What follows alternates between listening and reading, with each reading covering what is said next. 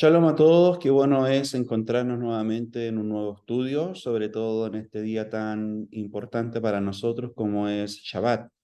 Como ustedes ya pueden ver en pantalla, nos corresponde estudiar la Parashá Re'é, en donde vamos a estar viendo un tema bien particular, sobre todo por el hecho de que es una de las acciones que más bendición puede provocar en la vida de la persona que ejecuta este acto.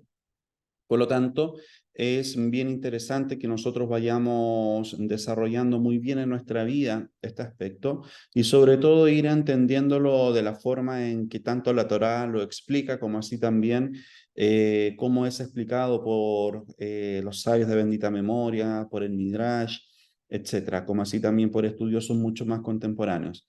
Entonces, por lo mismo, vamos a estar viendo un aspecto que es de suma relevancia para nuestra vida. Como ustedes pueden ver ya, a dónde vamos a enfocar este tema, que está relacionado directamente con la caridad y sobre todo si lo hacemos con una mano abierta.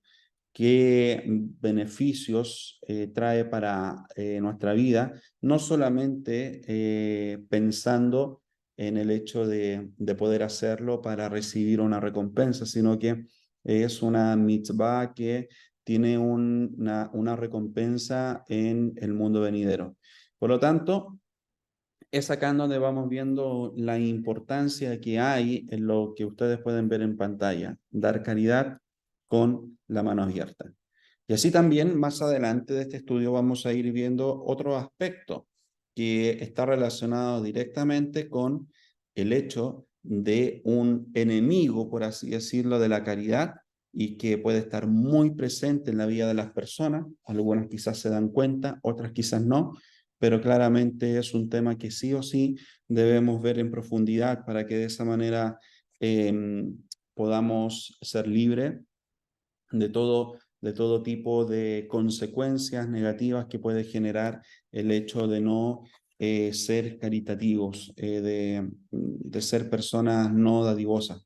Por esa razón, pienso de que este tema y sobre todo lo que nos habla esta parachá relacionada directamente con lo que es la acá va a ser de gran bendición para la vida de cada uno de nosotros. Como podemos ver, vamos a estar viendo algunos escritos del Midrash y el Midrash nos dice lo siguiente. Un filósofo preguntó a Rabí Gamliel: tu Torá te ordena dar caridad una y otra vez y a no temer que quede afectada tu posición económica. ¿No es natural temer que ocurra? ¿Cómo puedes disponer de tu dinero sin preocuparte de que lo debías hacer ahorrando para los tiempos de necesidad? Es acá en donde vamos viendo un concepto bien interesante basado en el entendimiento de lo que hay detrás de la sedacá, del beneficio que hay para quien lo da, como así también verlo desde el punto de vista mucho más terrenal, en donde prácticamente se puede llegar a entender de que se está dando sin la responsabilidad de pensar en un futuro o de pensar en las situaciones que se puedan presentar en el futuro. Hay una de las enseñanzas que me gusta mucho relacionado a lo que es la sedacá y habla netamente de un concepto de que en cada una de las personas que tienen necesidad hay un gran tesoro escondido. Es más, si ustedes pueden ver en uno de nuestros estudios, hablo respecto a eso, que está relacionado directamente con un tesoro escondido. Y es acá en donde también lo vamos relacionando con esto.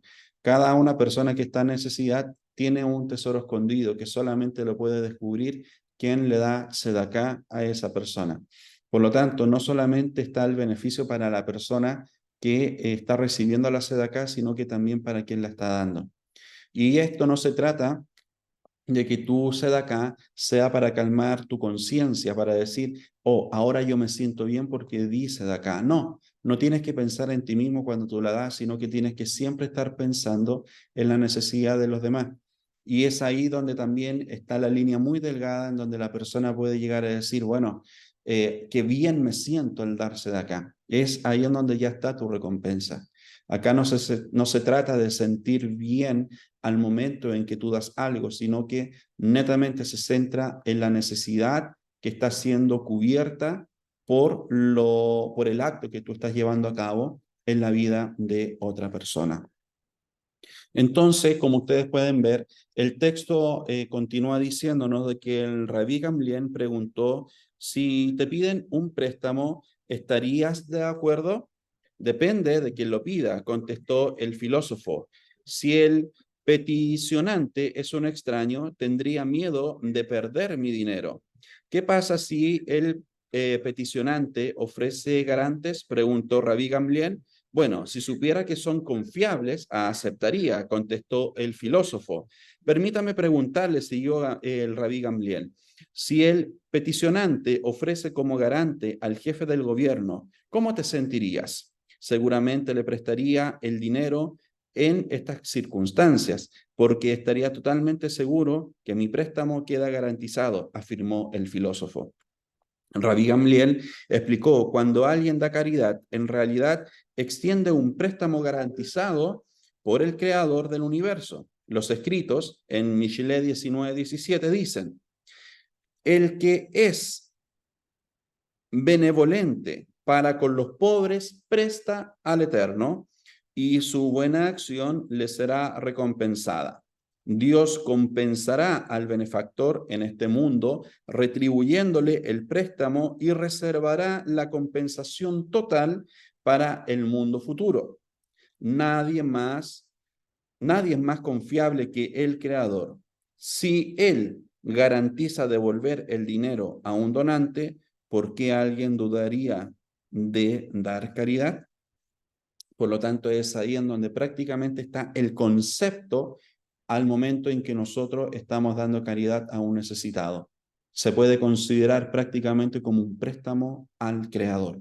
Y es ahí en donde se da esta como conclusión de esta historia, de esta situación, en donde si Él garantiza devolver el dinero de un donante, ¿por qué alguien más dudaría en dar caridad? O sea, si nosotros sabemos de que es prestarle al Eterno, claramente eso nos da la mayor garantía de que la acción de la sedacá, en todo orden de cosas, va a generar una bendición para la vida nuestra, no solamente en este mundo, sino que aún más la totalidad, como nos dice el Midrash, que la totalidad de la compensación será en el mundo venidero.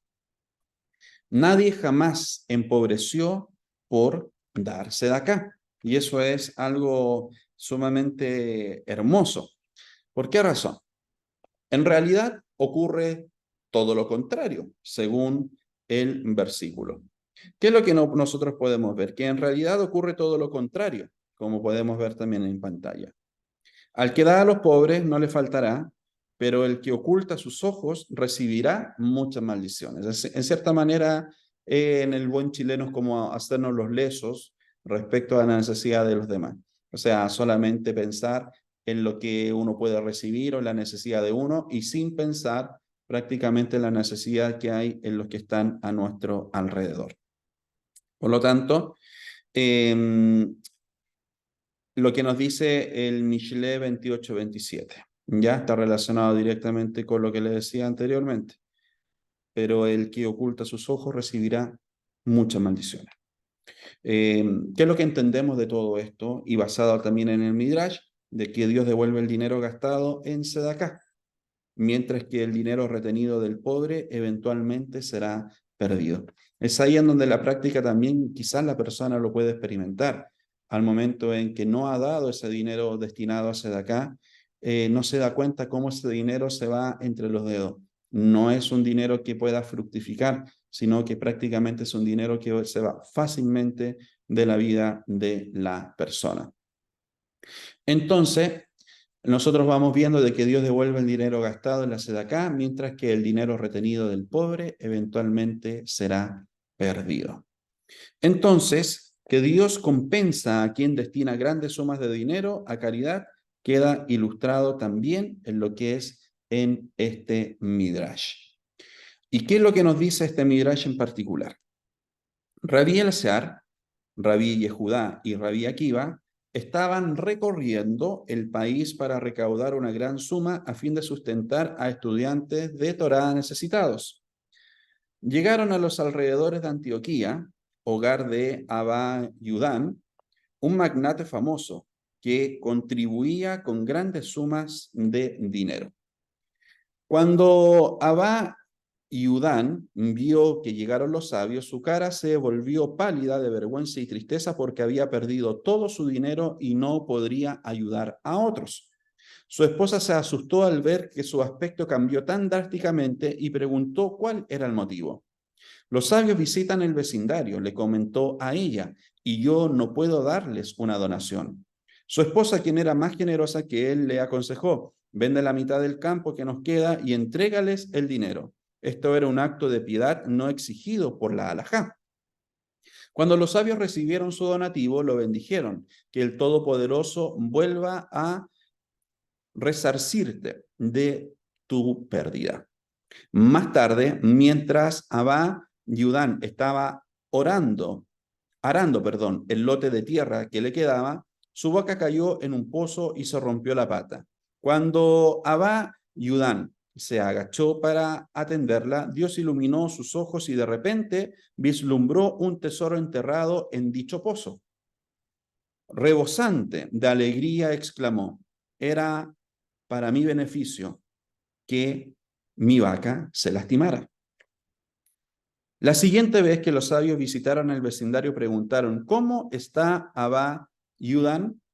Abba Yudán le contestaron, tiene esclavos y rebaños de cabras y camellos. Nos faltan palabras para describir su fantástica riqueza. Abba Yudán supo de la llegada de los sabios y salió a recibirlos. Vuestras plegarias por mi éxito fueron inmensamente beneficiosas, les dijo. Dios no solo repuso el dinero que yo les di, sino que me bendijo con más dinero del que nunca tuve. Contestaron, tu éxito se debe a tus actos caritativos. Al donar para Sedaká tan generosamente, Hashem te consideró merecedor de su bendición. Los sabios aplicaron el versículo, la dávida para Sedaká de un hombre le amplía su sustento, Mishle 18:16. Por lo tanto, es acá donde también vamos viendo aspectos que fundamentan el hecho de que sí hay retribución, sí hay bendición por parte de Hashem al momento en que se da acá, pero con el objetivo correcto, con el objetivo verdadero, no con el fin de estar recibiendo algo mucho mayor. No se trata de estar dando, tú puedes decir, daré 1000 porque así voy a recibir 1000 y mucho más. No, se trata de que la acción misma de Sedaká, como les decía anteriormente, esté enfocada completamente en la necesidad de los demás. Por lo tanto, dar Sedaká prolonga la vida de una persona. ¿Y qué nos quiere decir todo esto? Nos quiere decir de que Benjamin Hatzadi estaba a cargo de los fondos de caridad. Una vez, durante una larga sequía y hambruna, una mujer se aproximó y le rogó, Rabí, por favor, ayúdame. Me gustaría, contestó, pero todos los fondos de Sedaká fueron distribuidos y no queda nada. Si no puede ayudarme, le imploró, causará la muerte de una mujer y sus 7 hijos. Cuando Binyamin Hatzadik escuchó esto, pagó por el sustento de la familia con su propio dinero. Un tiempo después cayó gravemente enfermo y su muerte era inminente. En el cielo los ángeles imploraron ante Hashem, amo del universo, ¿acaso tú no has proclamado que salvar el alma de un solo judío es tan importante como mantener un mundo entero? ¿Acaso Binyamin, quien mantuvo con vida a una mujer y sus 7 hijos, morirá tan joven? El decreto de muerte fue consecuentemente revocado al conceder la corte celestial otros 22 años de vida a Binyamin. Por lo tanto, acá nosotros vamos viendo de que uno de los aspectos más poderosos que hay para poder revocar o abolir los decretos celestiales está el ofrecer caridad. Así también está el arrepentimiento, como así también están las plegarias. Por lo tanto, esta es una acción que tiene gran valor, que tiene gran poder para la vida de todos aquellos que la llevan a cabo.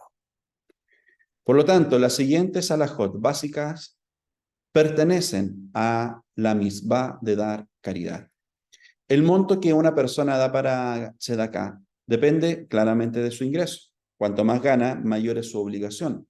Una persona con un ingreso promedio deberá distribuir un diezmo de su dinero o caridad, y una persona rica hasta un quinto. En efecto, una persona rica es afortunada si dona generosamente Sedaká. Por lo tanto, es ahí donde hay una mayor eh, responsabilidad también.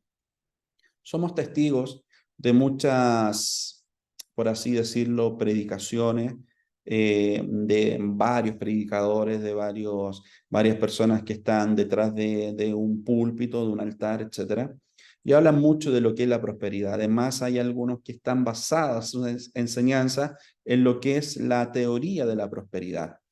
Pero todo esto lo lleva prácticamente a malentender el concepto mismo como tal, porque tiene que haber un objetivo. O sea, si se está predicando de que una persona tiene que ser millonaria, tiene que ser rica, etcétera, tiene que haber un objetivo para lo cual. O solamente eso va a generar de que el orgullo de la persona se pueda agrandar, la altivez de la persona se pueda agrandar, si es que no hay un objetivo espiritual claro para todo aquello. Por eso tienen que tener mucho cuidado al momento en que se da a conocer una enseñanza como tal, como esta de prosperidad, sin que se dé el fundamento para lo que debe hacerse. Por eso citamos el Midrash en este caso, en esta enseñanza, para que se pueda saber y entender el verdadero sentido de la sedacá, de la caridad, y de esa manera cómo también es retribuida por parte del Eterno. Las alajot relativas a la sedacá. Si alguien tiene parientes indigentes, es prioritario ayudarlos, luego debe dar caridad a los vecinos pobres, luego a los pobres de su ciudad. Si tiene que optar entre los indigentes de dos ciudades diferentes y los de Eretz Israel tienen prioridad. La mitzvah de Sedacá comprende dinero o comida. Por esa razón, hemos aprendido de que si hay una persona que te pide para comer, independientemente que tú sepas o no de que va a ocupar ese dinero, esa sedacá para comida, si ya te está pidiendo para comer, no te puedes negar. Por lo tanto, el consejo es de que siempre tengas sedacá en tus bolsillos, para que de esa manera, al momento en que se te presente una persona que pida dinero, que pida una sedacá para comer, tú le puedas dar en el mismo instante. Si un pobre pide caridad a fin de proveerse de vestimentas, podemos averiguar si su pedido es legítimo, pero si pide comida, debemos contribuir de inmediato. Sedacá debe ser entregada a una modalidad amigable y junto con palabras alentadoras. Quien da con enojo, aunque fuera una donación importante, pierde completamente el mérito. Por lo tanto, debemos entender de que parte de lo que el Eterno nos permite tener, parte del dinero que el Eterno destina para nuestra vida, sí o sí tiene que estar destinada para este fin. El cumplimiento óptimo de la mitzvah ocurre cuando el donante no conoce al receptor de la caridad, ni el receptor sabe de él. Así eximen al receptor de la vergüenza. Dicho caso, por supuesto, es necesario asegurarse de que el cobrador es confiable, personalmente conocido por las partes involucradas, y quien se asegurará de la sedacá, que la sedacá llegue a su destino adecuado. La mayor sedacá es evitar que un hermano judío tenga que aceptar caridad. Si uno puede encontrarle un empleo adecuado para él, hacer una sociedad con él o prestarle dinero para que se haga autosuficiente, el donante ha realizado la mejor clase de sedacá. En cierta manera es poder ayudarlo a que en él no siempre esté pidiendo sedacá, sino que pueda él tener la capacidad de poder generar esos propios recursos. Es ahí en donde vamos viendo la mayor clase de sedacá que uno puede hacer. Cuando se considera desde dónde destinar el dinero de sedacá personal, se debe dar prioridad al necesitado que se dedica al estudio de la Torá, así como los Masrot de antaño apoyaban a los Kohanim y a los Yunim, quienes servían en el Beit HaMikdash. Así debemos separar una décima parte de nuestros ingresos para los estudios de Torá con necesidades financieras.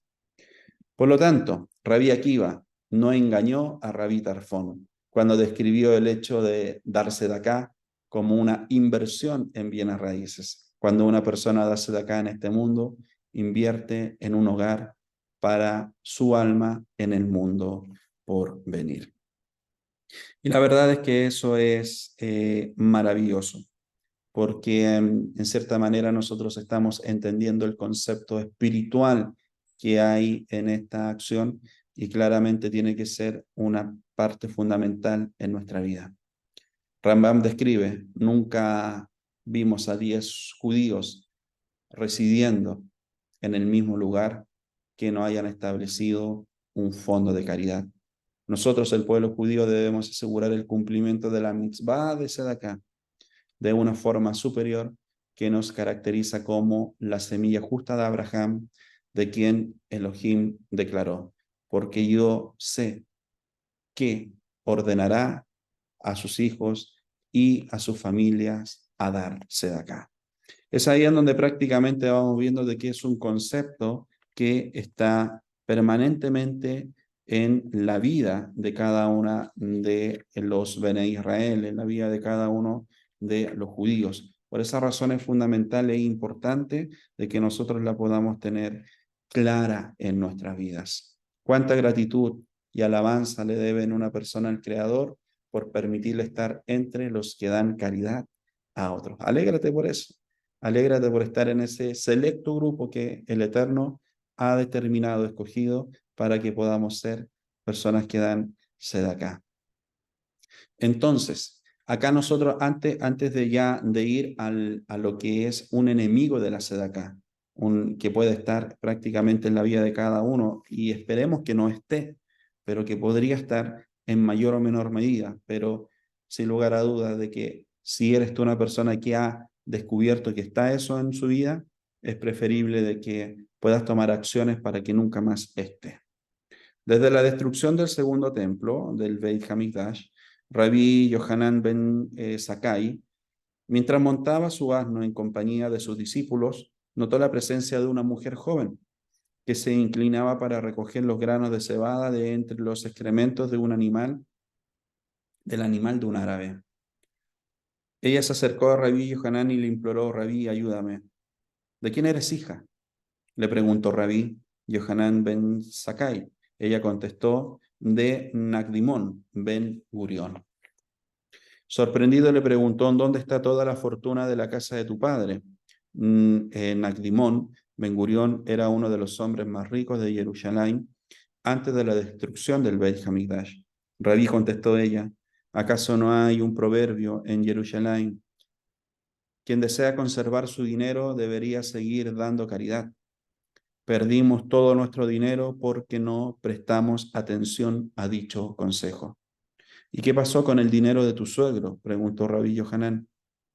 Actuó como garante de mi padre, por lo tanto también perdió su fortuna, explicó. Luego preguntó Rabí: ¿recuerda haber firmado mi ketubá, contrato de matrimonio? Lo recuerdo, contestó Rabí Yohanan, quien dirigiéndose a sus discípulos relató: su ketubá proveía una dote de 1.000.000 de dinares de oro de su padre, además de lo que ella recibió de su suegro.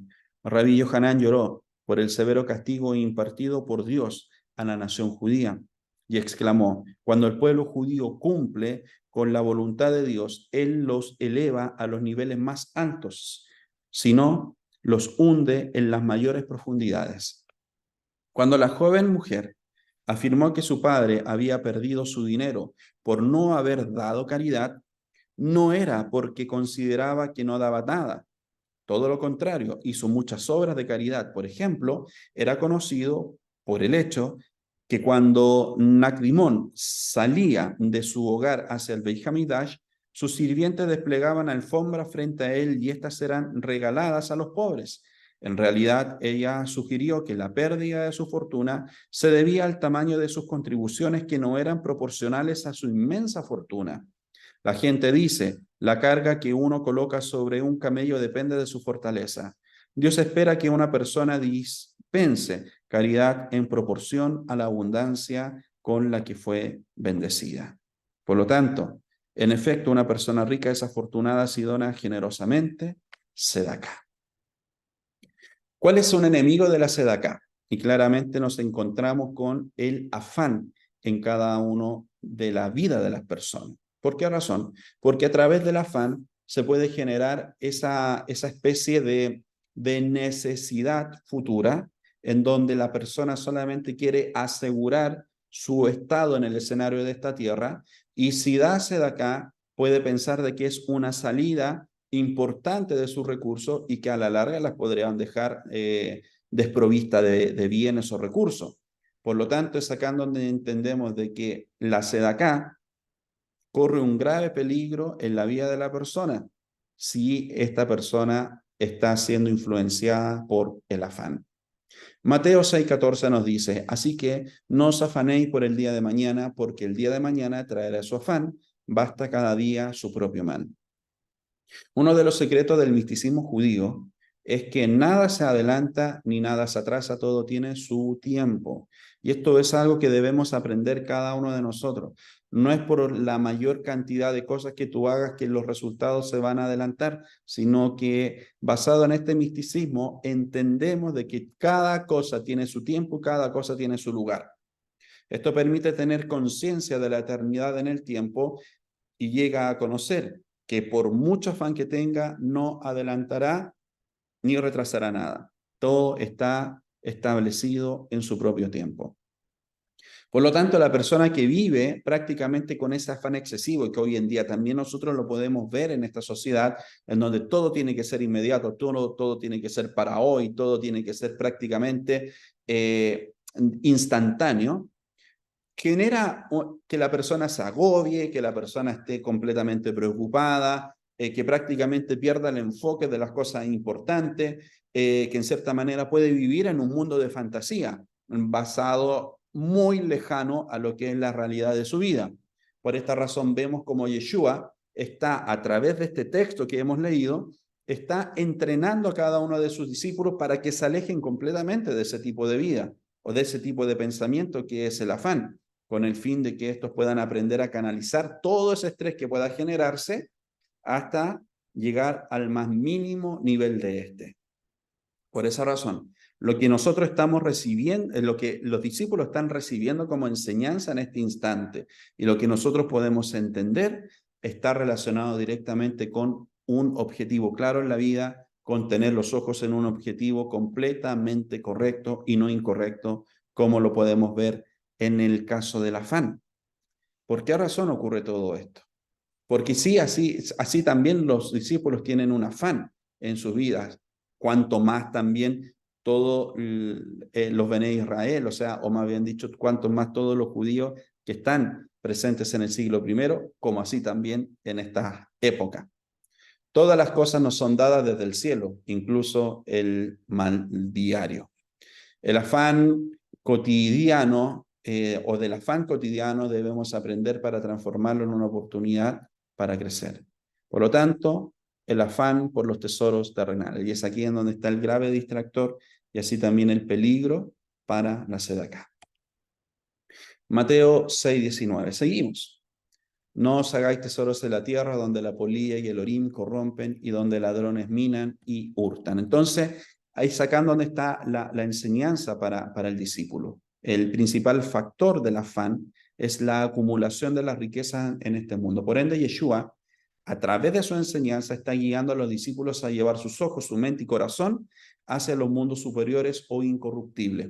Por lo tanto, lo está sacando de acá. No piensen acá, no piensen en este mismo nivel, sino que suban.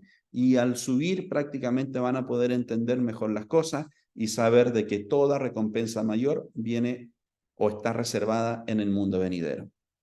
Acá hay una nota bien interesante que nos ayuda a entender a todos nosotros este concepto. Los mundos incorruptibles de Adam, Catmon, y Atzilut no están sujetos al desgaste físico de la materia, ya que se encuentran fuera del espacio-tiempo. Es hacia allí que la Tiferet debe ser dirigida en la etapa madura de nuestra vida. El corazón del discípulo alza constantemente la vista hacia el Keter sin dejar de pisar el Malhut. Por lo tanto, ya sabemos en dónde deben estar puestas nuestros ojos, las intenciones de nuestro corazón y así también nuestras decisiones de vida. Por fractal podemos deducir que los mundos donde los ladrones roban, la polilla y el orín corrompen, como dijo el Nazareno, son los mundos inferiores, los dominios edomitas sujetos al desgaste físico de la materia. Las dimensiones superiores relacionadas con el intelecto quedaron incólumes a esta corrupción. Por lo tanto, ¿qué clase de discípulo acumula tesoros donde el moho biológico o el óxido químico hacen de las suyas? Y es acá en donde prácticamente podríamos considerarlo como quizás un tirón de oreja o también como una enseñanza dada por Mashiach a su discípulo, en donde le está diciendo, cuidado, no se distraigan o no pongan su atención en las cosas que son incorrectas. El aprendiz de sabio se esfuerza por colocar sus tesoros en el cielo, en las dimensiones superiores, invirtiendo en energías sutiles como el estudio que tiene la potencia para ampliar la captación de información al alto nivel que su alma se llevará al mundo venidero. Y este punto es fundamental por el hecho de que la persona que realiza este tipo de acción claramente está entendiendo el significado de la vida, como así también cuál es su rol en el escenario de esta tierra y qué es lo que ha de recibir aquí, como así también en el mundo venidero. Vamos viendo la enseñanza de Yeshua. Su enseñanza tuvo el objetivo de que sus discípulos trascendieran de ese afán situando sus fuerzas en lo correcto. ¿Qué es lo que nos dice Mateo del 6 del 20 al 21? Sino haceos tesoros en los cielos, donde ni la polilla ni el orín corrompen, y donde ladrones no minan ni hurtan, porque donde esté vuestro tesoro, allí estará también vuestro corazón. Porque nada hemos traído a este mundo, sin duda nada podremos sacar, porque los que quieran enriquecerse caen en tentación y lazo, y muchas codicias necias y dañosas, que hunden a los hombres en destrucción y perdición, porque a raíz de todos los males es el amor al dinero, el cual, codiciando algunos, se extraviaron de la fe y fueron traspasados de muchos dolores. Por lo tanto, es acá en donde ese mismo amor al dinero genera de que la persona solamente quiera ese afán de conseguirlo y conseguirlo, pero no está pensando en lo que puede ayudar los recursos que hay en la propia vida, en la vida de los demás. Por esa razón, está la constante amenaza, el peligro constante del afán versus lo que es la sedacá. Lo que hace un materialista. Una persona materialista comete al menos dos transgresiones desde el punto de vista de la mística hebrea. En primer lugar, al desear los tesoros de este mundo, solo se queda con una pequeña porción en comparación al tesoro del mundo venidero. En proporciones se habla en el misticismo de que solamente el 4% de esa energía está en este mundo versus que el 96% está en el mundo venidero. Por lo tanto, cada una de estas acciones en este mundo prácticamente se está recibiendo el 4% versus que el 96% de todo aquello que está reservado se recibirá en el mundo venidero. Trae a su vida un enorme vacío en su interior y trata de llenarlo con los tesoros terrenales, porque ha perdido el enfoque de vida, ha perdido prácticamente el sentido mismo de la vida y eso ha de generar de que la persona no logre entender un propósito claro en su vida. Por esa razón, trata de llenarlo con cosas terrenales y que a la larga eso nunca va a ser suficiente, porque al momento en que recibe aquello, X va a necesitar otra cosa más y otra cosa más. Por lo tanto, va a ser en una constante de que va a tener que llenar su vida con cosas materiales, pero que a la larga no van a ser suficientes para poder llenar ese vacío interior. El que se dedica a acumular tesoros en la tierra está muerto en vida. Es como el rico insensato del que Yeshua advirtió a sus alumnos. Mirad y guardad de toda avaricia, porque la vida del hombre no consiste en la abundancia de los bienes que posee. Lucas capítulo 12, versículo 15. Y lo que Yeshua les entregó. Yeshua entregó a sus discípulos la sabiduría del misticismo para invertir. Haceos tesoros en los cielos.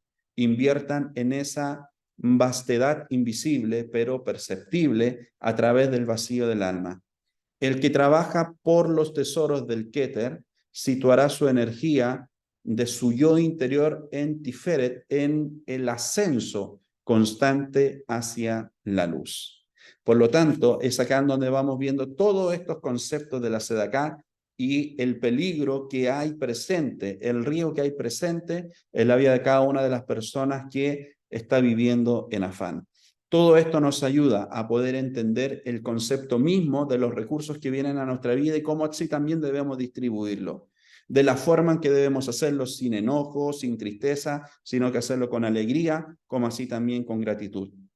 ¿Por qué? Porque como veíamos anteriormente, debemos sentirnos privilegiados de ser ese grupo de personas que el Eterno ha permitido destinar recursos para que así nosotros podamos llevar a cabo actos de generosidad. Por lo tanto, que el Eterno cada día siga bendiciendo más y más tu vida y que en todo tú puedas ver su mano. Como así también que cada día el Eterno pueda bendecir más y más todos los aspectos de tu vida, de tu familia, con el fin de que en todo pueda ser prosperado. Recuerda de que la bendición del Eterno es la que enriquece y no añade tristeza con ella. Por lo tanto, en todo lo que el Eterno disponga de tu mano, sé responsable en la distribución, como así también para que eso pueda generar una alegría y un gozo, como así también un shalom en tu vida. Así que bien, sigue disfrutando de este hermoso Shabbat junto a tu familia y así también junto a tu comunidad. Que el Eterno te siga bendiciendo.